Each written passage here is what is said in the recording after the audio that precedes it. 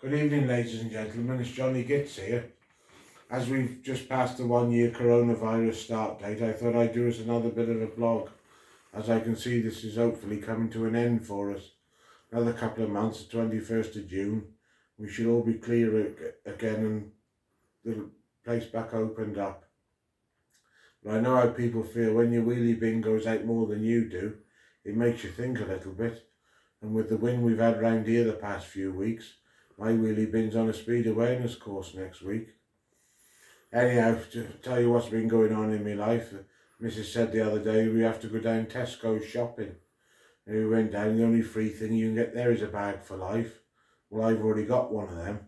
While we was in town, I said, come on, we'll go around the market.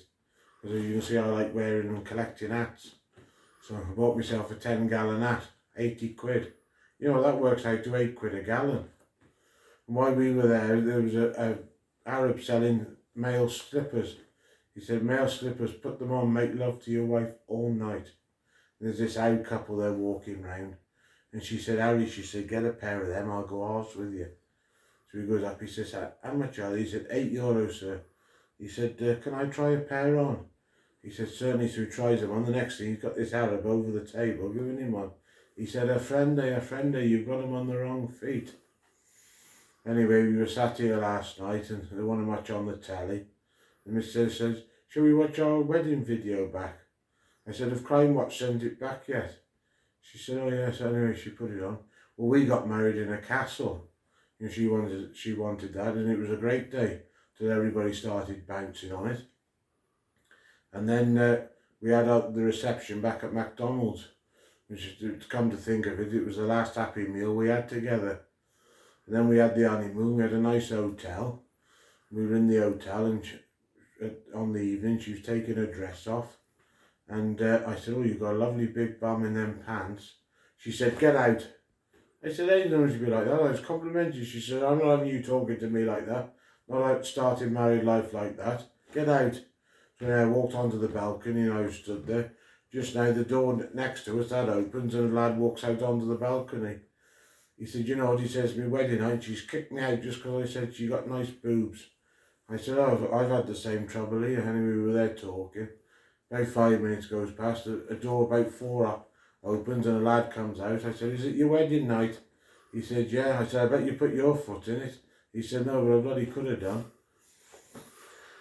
And you know, another thing that struck me the other day when we was walking around the town, like even in a small place like Shrewsbury, is how many homeless people and rough people are sleeping rough, which I presume the coronavirus has not helped that.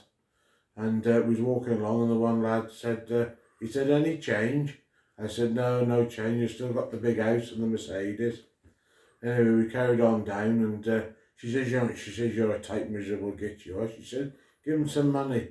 So the next one we come to, I got £1 and chucked in his cup. He said, thanks for knackering me soup up, Johnny.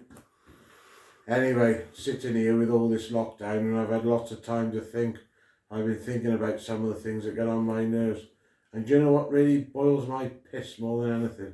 And that's kettles in travel lodges. I think on. Anyway, with all this talk, we can't really do a blog without talking about the royal couple. But I suppose we haven't really heard anything of Victoria and David lately. Old David Beckham was on Jonathan Ross the other night, and he said he's halfway through Victoria's new book. But never mind, David, another 6 shits and you've ripped all the pages out. Anyway, sitting here, not getting the work done. I need to get back out into the garden to the wife's graveside. Although she thinks it's going to be a fish pond. Anyway, ladies and gentlemen, please stick at it. We've only got a couple of more months to go. Look after yourselves. Take care. Ta-da.